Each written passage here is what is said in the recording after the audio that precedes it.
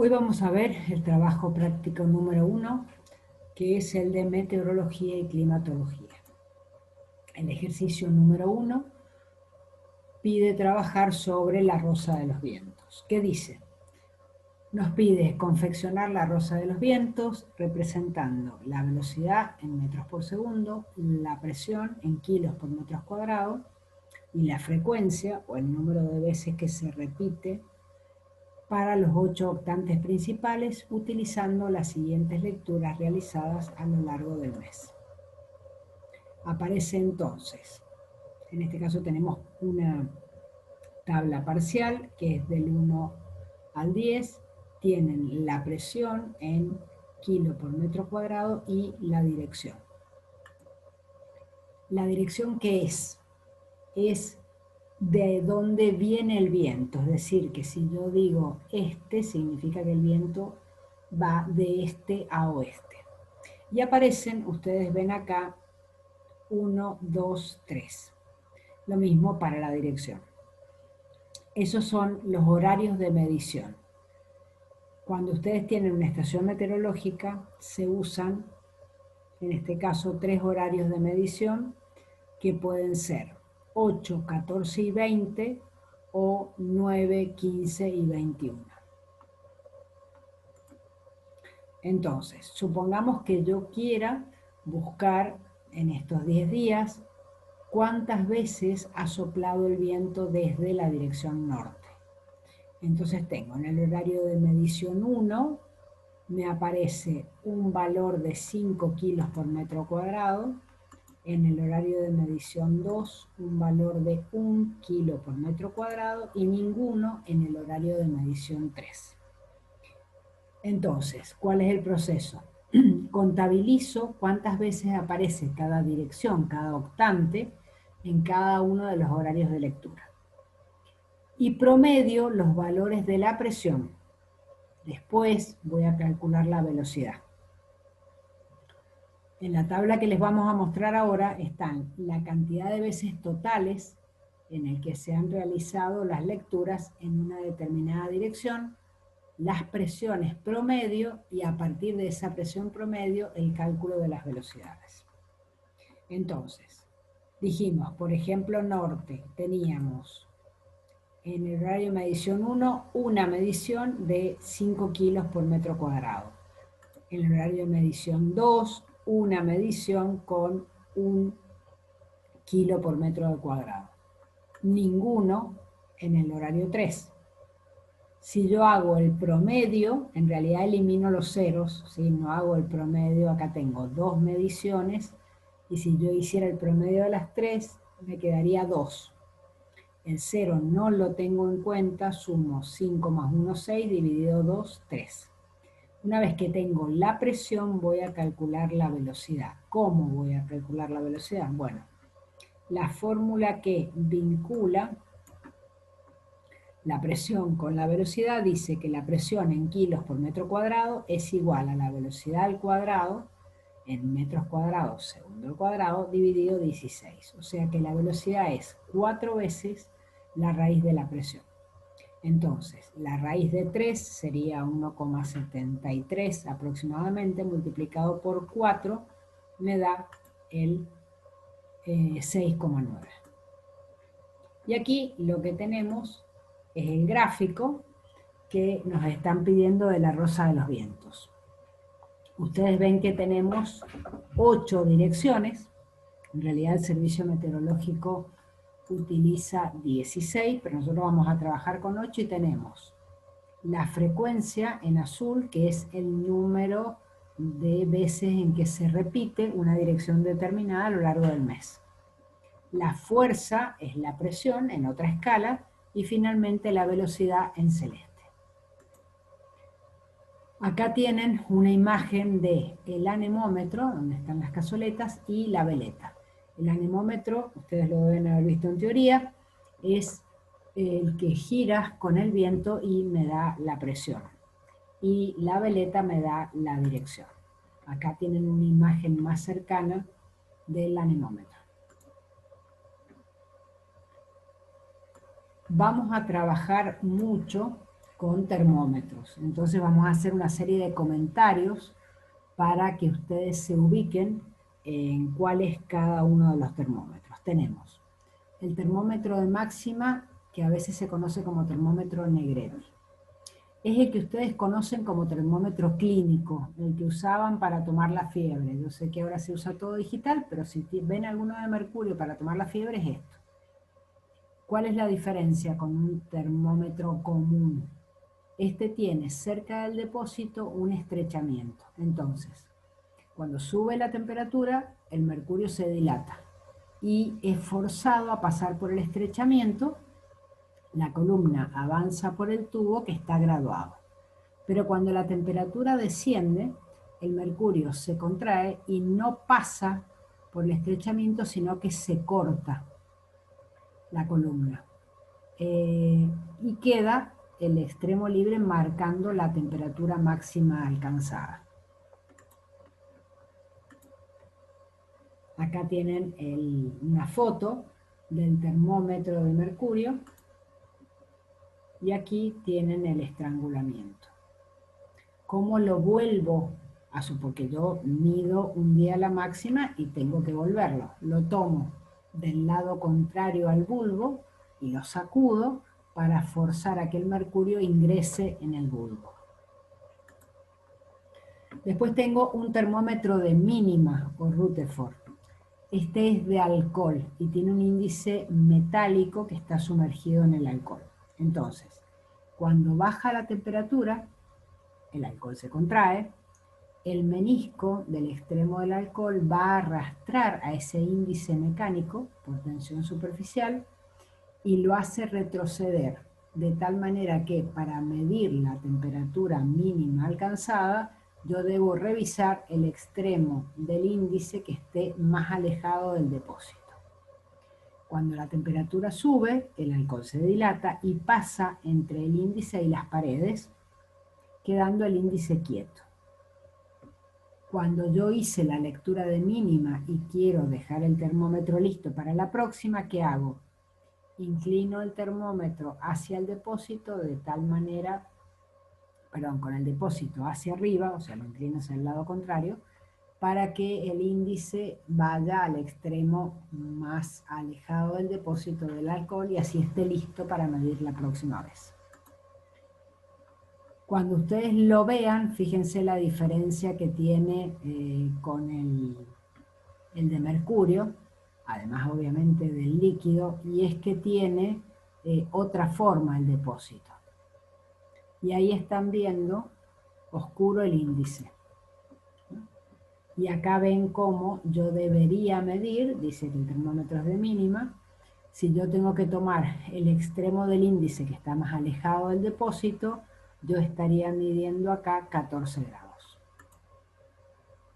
Y acá, para que se acuerden de los meniscos, en el caso del mercurio, el menisco es convexo, en el caso de los líquidos orgánicos, el alcohol es uno de ellos, el menisco es cóncavo y es el que justamente arrastra el índice.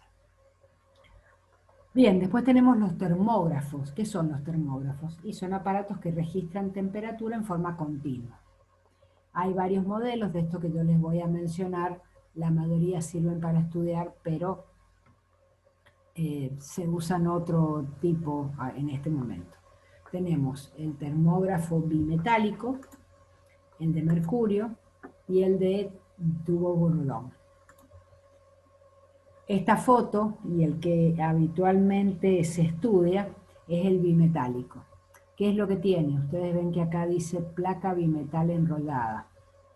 Esa placa son dos metales que están unidos y los dos tienen distinto índice de dilatación o distinto coeficiente de dilatación. Entonces, cuando sube o baja la temperatura se curvan. Ese movimiento se transmite a una aguja que va dibujando sobre un papel. Obviamente hoy ya no se usa el papel, sino que los datos se transmiten.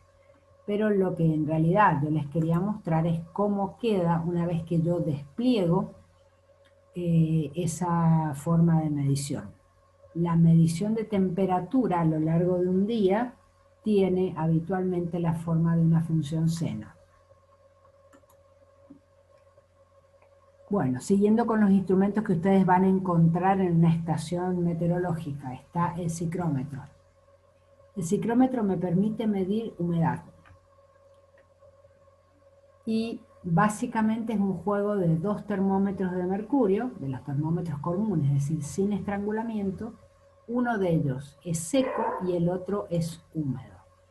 ¿Qué significa que el termómetro sea húmedo? Significa que tiene el bulbo envuelto en un trozo de tela que tiene una mecha de algodón y va a un depósito de agua destilada. Habitualmente también hay un ventilador que fuerza la evaporación del agua. Entonces, ¿qué pasa? El agua de la mecha se va a evaporar siempre y cuando la atmósfera tenga alguna capacidad de recibir esa evaporación. Y la evaporación de agua lo que hace es tomar calor latente. ¿De dónde lo va a tomar? Y del bulbo del termómetro. Entonces produce un descenso de temperatura. La diferencia entre el termómetro de bulbo seco, o de la medición del termómetro de bulbo seco, y la de bulbo húmedo, me da una medida de la humedad del aire. Entonces, acá tienen los termómetros como los verían en una estación meteorológica. Tienen el de mercurio de máxima, horizontal, el de alcohol de mínima, horizontal, y estos dos que están verticales son los que forman el ciclómetro. Este es el de bulbo seco y este es el de bulbo húmedo. ¿Cómo se trabaja? Acá tienen una tabla. Entonces, yo tomo la medición del de bulbo seco y del bulbo húmedo. ¿Cómo voy a entrar? Voy a entrar con en donde está amarillo, la medición del bulbo seco.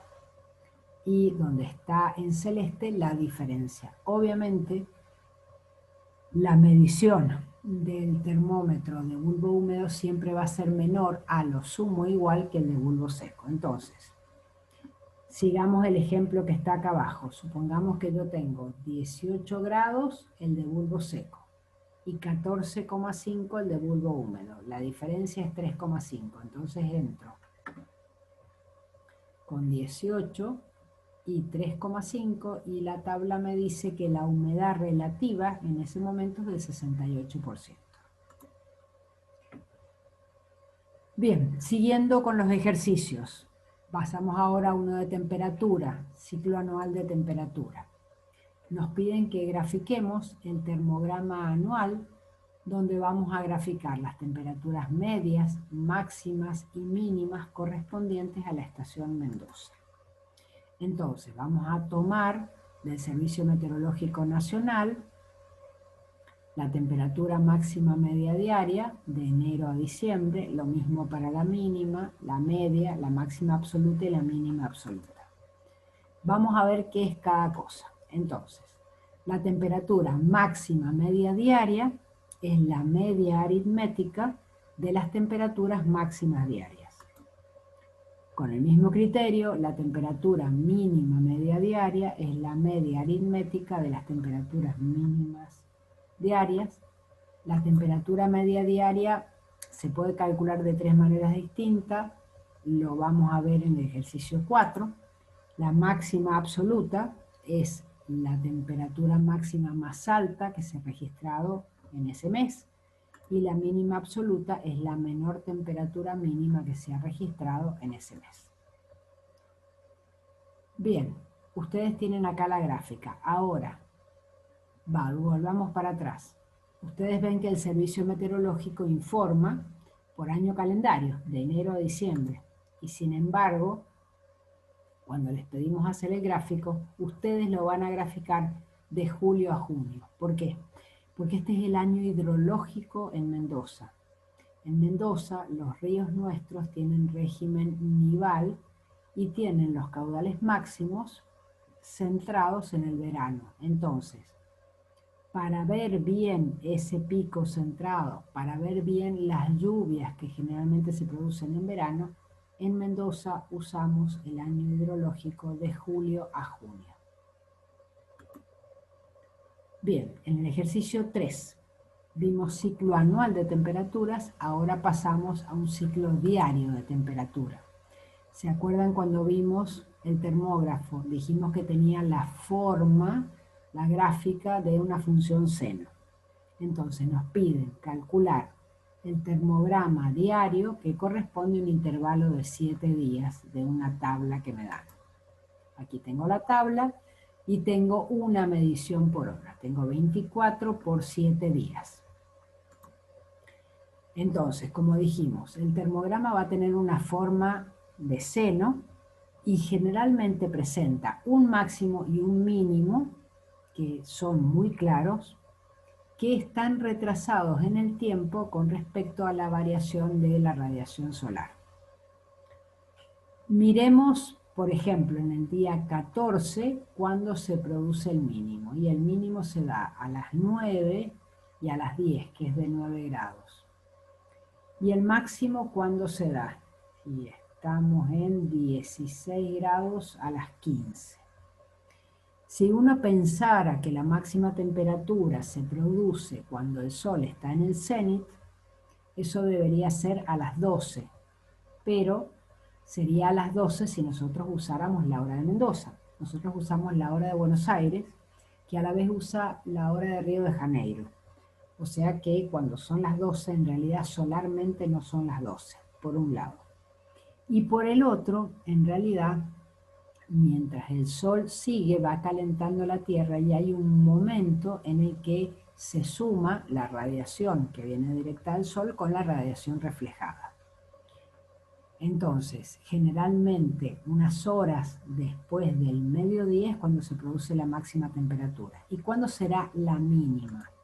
Bueno, obviamente a medida que se va haciendo la tarde y se hace la noche, la temperatura desciende. ¿Hasta cuándo? Y va a descender hasta que amanece. Por eso es que las mínimas las tenemos habitualmente cuando, por ejemplo, en febrero, acá podría ser a las 7, acá es un poquito más tarde, pero en general es cuando amanece. La gráfica tiene esta forma. Vamos al 4. Hemos hablado de las temperaturas medias diarias y que existen distintas formas de calcular. Vamos a usar la misma tabla que usamos para el ejercicio 3 y nos piden calcular las temperaturas medias diarias por 3 métodos, T1, T2 y T3, y compararlas con la temperatura real para ver cuál es la que tiene más o menos error y, por supuesto, redactar conclusiones, que es lo más importante. Entonces volvemos a tener nuestra tabla y el método 1, ¿en qué va a consistir? Promedio la máxima y la mínima del día. En el método 2 uso lo que hablamos de horario de mediciones. Busco la temperatura a las 9, a las 15 y a las 21, la sumo y las divido por 3. También podría usar 8, 14 y 20. Y en el método 3 yo tengo la temperatura a las 9, a las 15, a las 21, la máxima y la mínima, la sumo y las divido por 5. ¿Y cuál será la temperatura real? Y la temperatura real podría calcularla si yo la tuviera graficada como el área bajo la curva. En este caso, directamente hago el promedio de las 24 lecturas. Entonces, supongamos que voy con el día 13.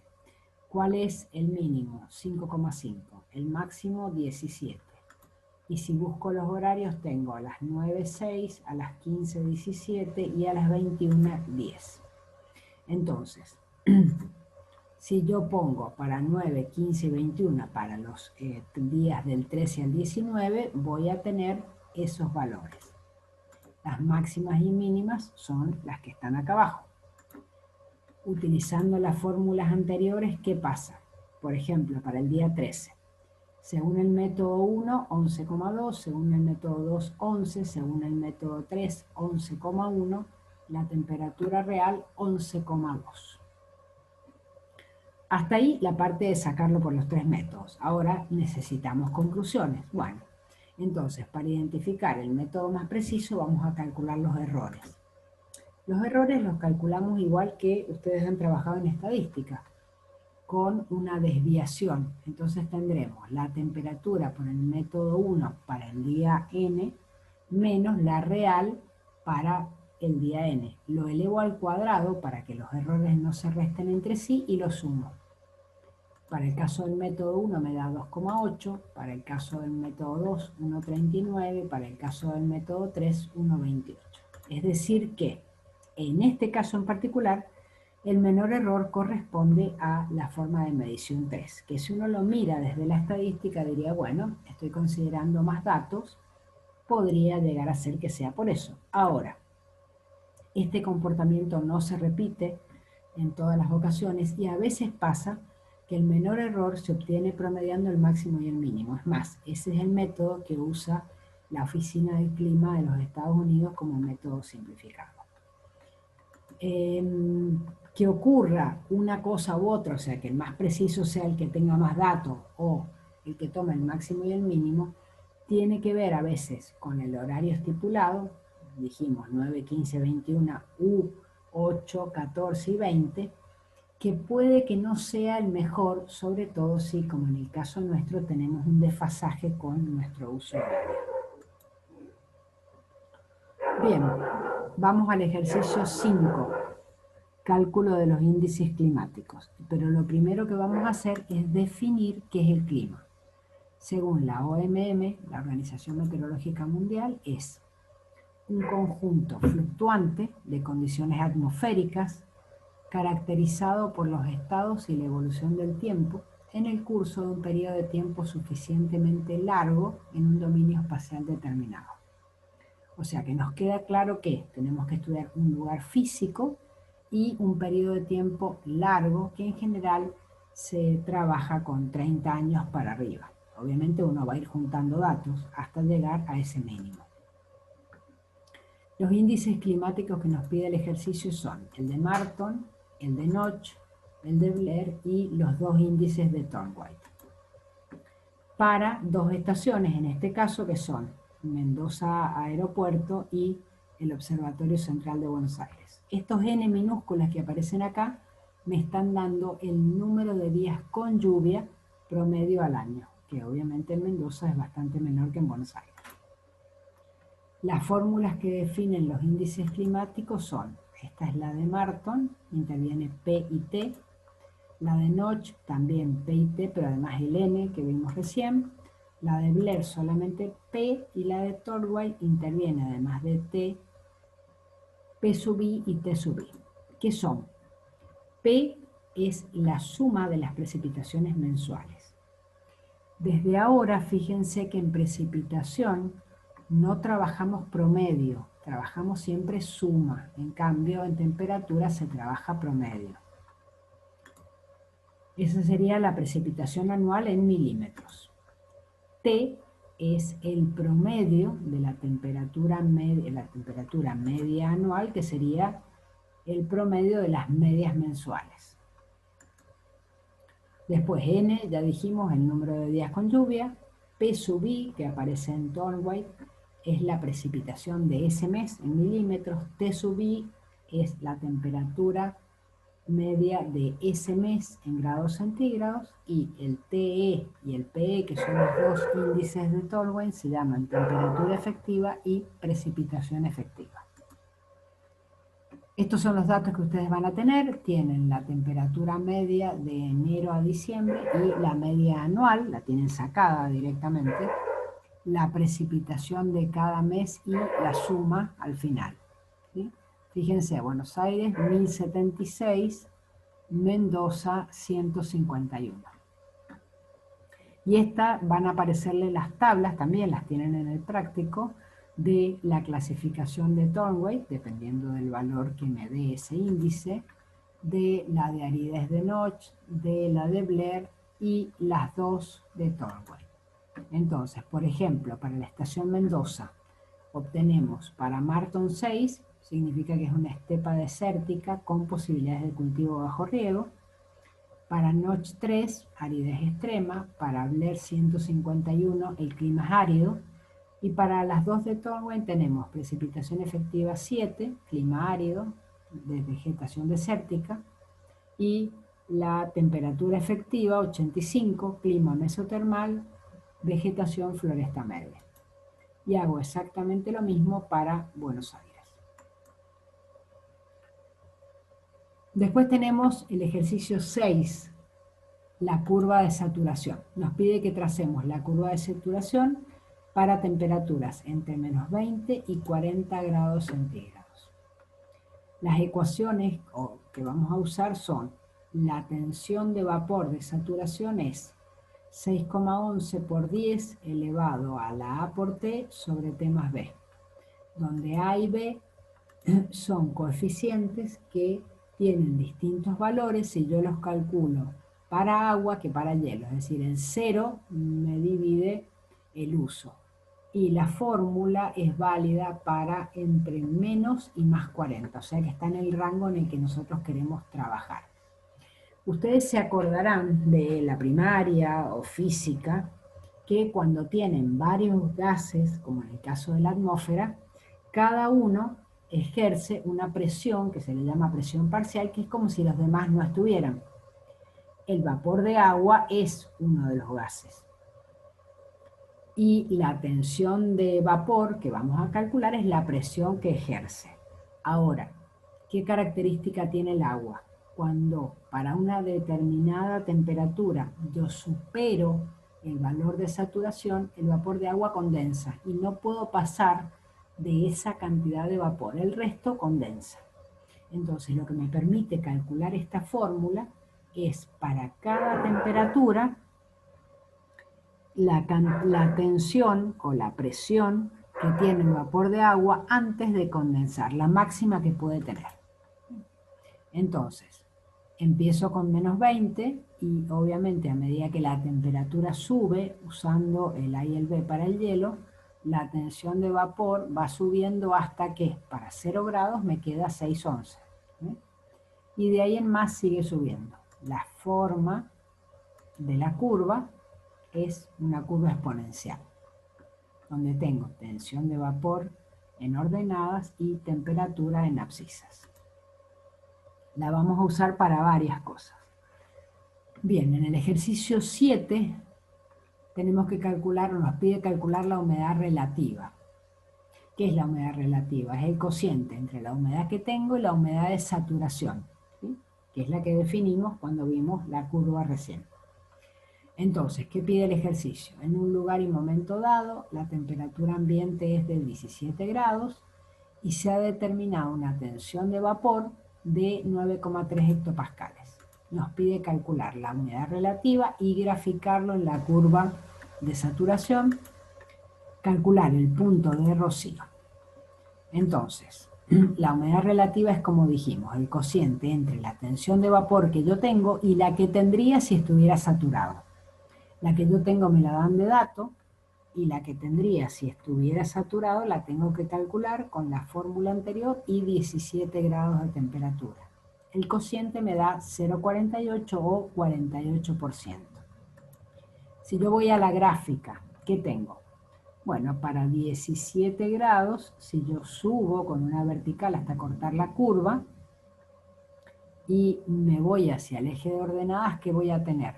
Y voy a tener la tensión de vapor que tendría para esa temperatura el aire si estuviera saturado, que son los 19,4. Y por otro lado, a mí el dato que me dan es que mi tensión de vapor en este momento es de 9,3. Entonces, si yo lo quiero ver graficado, ¿qué tendría? El segmento AC es el numerador de mi cociente y el AB es el denominador, o sea que la humedad relativa sería AC sobre AB. Falta ahora que calculemos el punto de rocío. ¿Qué será el punto de rocío? Es aquella temperatura para la cual la cantidad de vapor que tiene la atmósfera se transforma en saturante. ¿Qué significa eso? Que si mi temperatura va a ser la temperatura del rocío es porque la humedad relativa es el 100%, o sea que el cociente vale 1. Por lo tanto, E va a ser igual a E de saturación. ¿Y qué temperatura pondré en el exponente? Y el punto de rocío. Haciendo una serie de maniobras algebraicas se puede llegar a despejar PR, pero en general, ¿qué se usa? Se usa el gráfico. Entonces, si yo estoy parada en este punto, 17 grados y 9,3 hectopascales. Si yo me muevo sobre una horizontal yendo hacia la curva que estoy haciendo, estoy para la misma cantidad de vapor, porque la he mantenido fija, disminuyendo la temperatura. Y va a llegar un momento cuando yo corte la curva que la hice saturante. Ahí llegué al punto de rocío. Entonces, cuando corto la curva bajo y ahí tengo el punto de rocío, que en este caso es de 5,9 grados centígrados. Vamos con el ejercicio 8. Y esto es para que se den cuenta de qué cantidad de vapor de agua puede contener un metro cúbico de aire y que vean que con una pequeña cantidad se produce un importante efecto. Porque si ustedes tienen en cuenta cómo regula la temperatura en lugares que son marítimos y que tienen una cantidad importante de humedad, y relacionándolo con Mendoza, obviamente una pequeña cantidad de vapor de agua produce una gran regulación de temperatura. Entonces, ¿qué nos dice? Que partiendo de las expresiones que nos van a dar a continuación, calculemos el límite máximo aproximado de vapor de agua en gramos que puede contener un metro cúbico de aire. Entonces, vamos a usar la expresión de la humedad absoluta, que dice que es igual a 2,17 de la tensión de vapor sobre la temperatura, cuando se usa la T mayúscula, en este caso es grados Kelvin. ¿Qué me da la humedad absoluta? Me da la masa de vapor de agua por metro cúbico de aire. Entonces, tendremos que hacer una serie de suposiciones. Por ejemplo, decir que estamos a temperatura ambiente de 40 grados y que el aire está saturado. Si hacemos esos cálculos, ¿qué tenemos que sacar? Y bueno, para 40 grados, ¿cuánto vale la tensión de saturación? Entonces tendría 2,17 de la tensión de vapor en hectopascales, que es la que calculamos con la fórmula, dividido la temperatura en Kelvin. Acuérdense que la temperatura en Kelvin se obtiene sumándole a la centígrado el número 273,15, que es lo que varía la escala, y me da que la cantidad de agua, de vapor de agua, la masa de vapor de agua que yo tengo por metro cúbico en estas condiciones, 40 grados y saturado, es de 51,1 gramos por metro cúbico. Bien, en el ejercicio 9 vamos a sacar una serie de valores. Vamos a suponer que tenemos una estación meteorológica donde hemos podido medir la presión atmosférica, es de 9,75 hectopascales, la temperatura del aire es de 28 grados centígrados y me dan el punto de rocío. ¿Sí? ¿Se acuerdan? Es la temperatura para la cual la cantidad de vapor de agua que tiene la atmósfera es saturante. Me piden calcular una serie de cosas: tensión de vapor, humedad relativa, humedad absoluta, valor exacto y aproximado de la humedad específica, razón de mezcla, valor exacto y aproximado de la densidad del aire húmedo, densidad del aire seco y densidad del vapor de agua. Entonces, vamos con la tensión de vapor. Me están pidiendo la tensión de vapor que tiene la atmósfera en este momento. La única fórmula de la que yo dispongo es la de saturación. Pero si yo en la de saturación introduzco el punto de rocío, voy a lograr la cantidad o la presión de la tensión de vapor que tengo en la atmósfera, que en este caso es de 10,72 hectopascales. Para la humedad relativa es el cociente entre este valor que yo saqué y la de saturación para la temperatura de 28 grados. Entonces, haciendo los cálculos, resulta que la humedad relativa es del 28,4%. La humedad absoluta, la sacamos hace un rato, es la masa entonces de vapor de agua en gramos por metro cúbico de aire.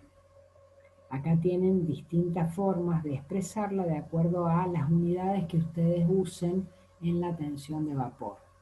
Como estamos trabajando con la tensión de vapor en hectopascales, podemos usar la de 2,17.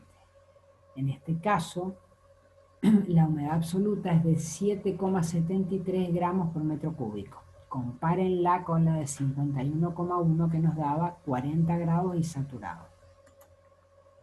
La humedad específica, que es la masa de vapor de agua, pero ahora por unidad de masa del aire húmedo.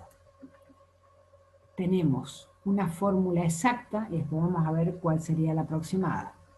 En hectopascales sería 622 de la tensión de vapor en hectopascales sobre la presión atmosférica en hectopascales menos un coeficiente por la tensión de vapor. Esta me da 6,87 gramos de vapor por kilo de aire húmedo. ¿Cuál será la aproximada? Y bueno, consideramos que esto que está restando es 0. Entonces me queda 622 de la tensión de vapor en hectopascales dividido la presión atmosférica y el valor es 6,85 gramos de vapor sobre kilos de aire húmedo.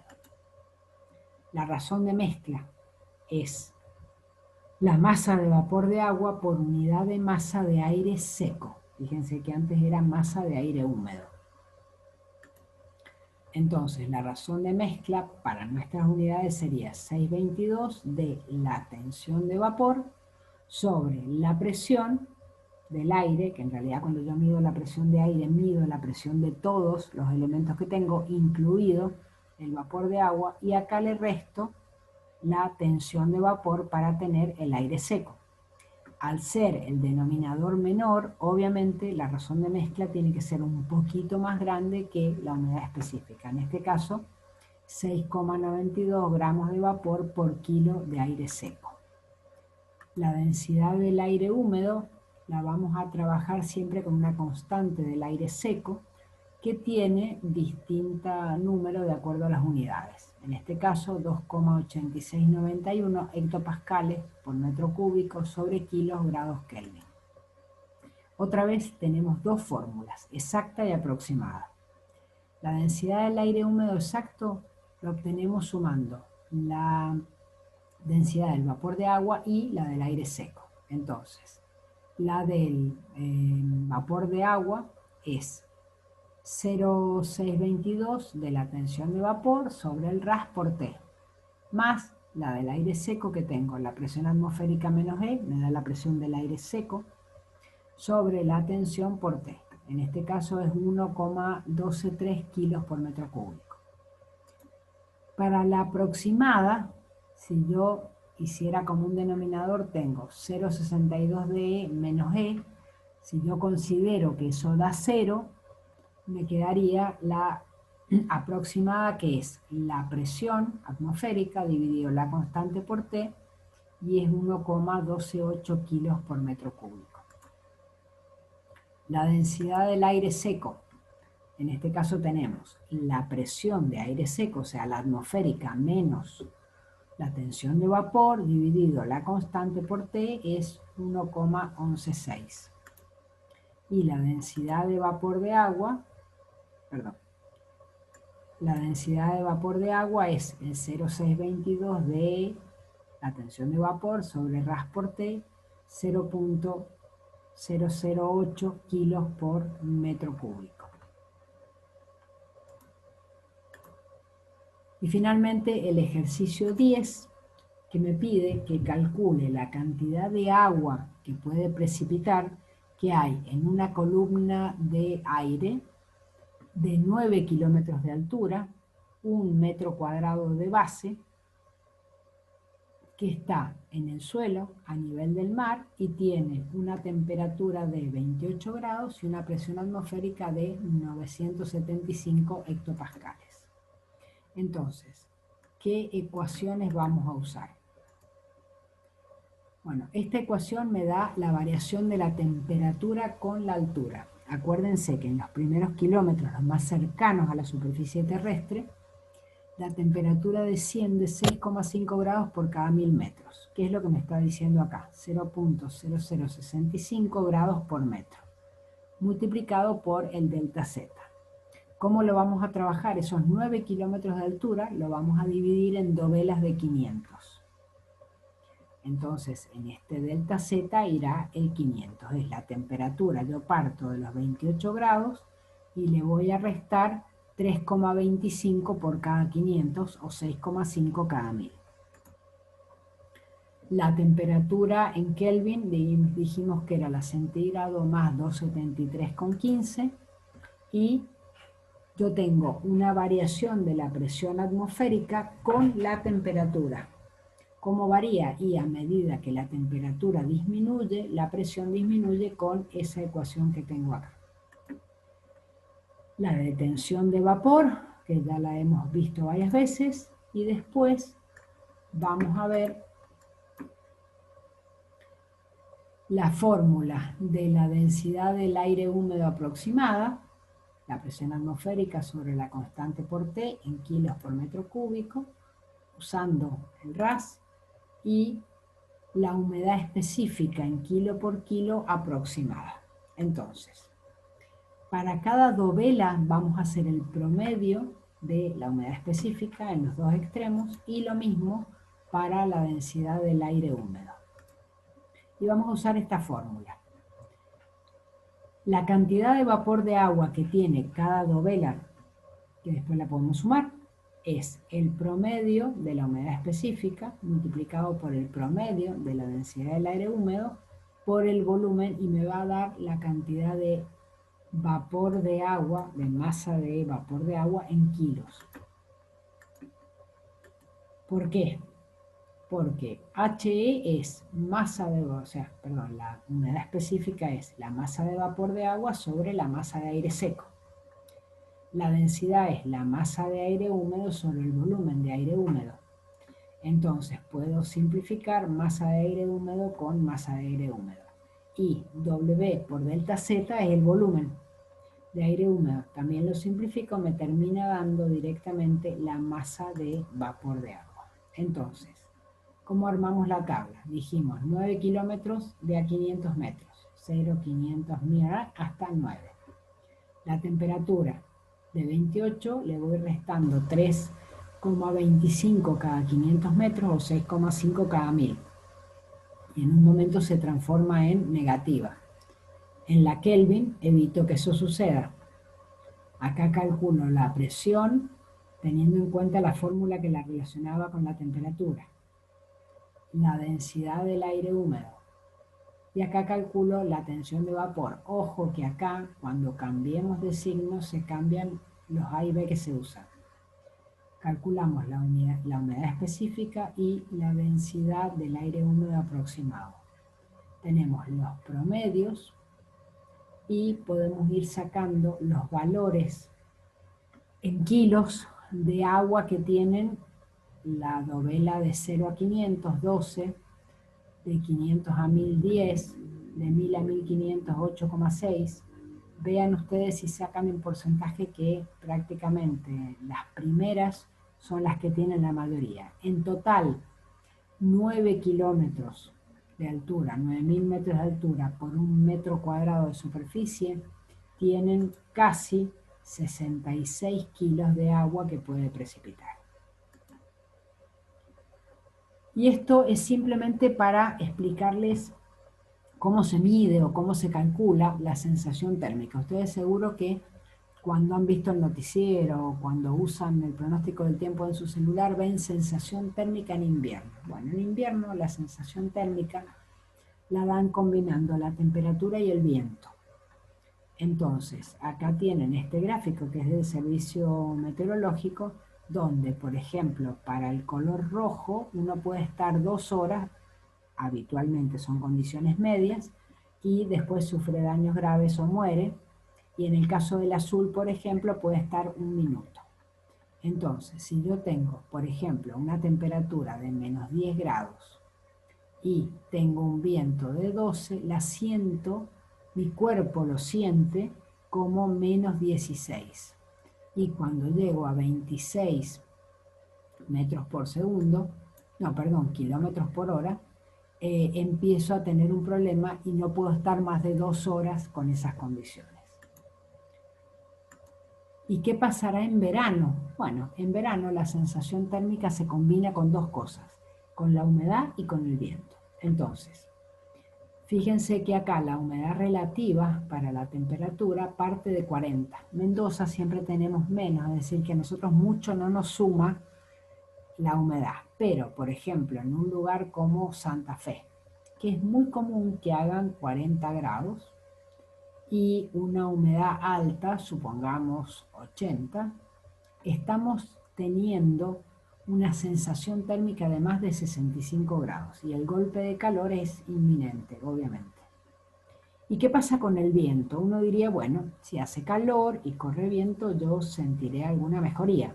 Eso es parcialmente cierto y se va a producir de los 34 grados hacia abajo. Es decir, por ejemplo, si yo tengo un viento de 50 kilómetros por hora y tengo 30 grados, voy a sentir dos menos, o sea, voy a sentir como si estuviera en 28.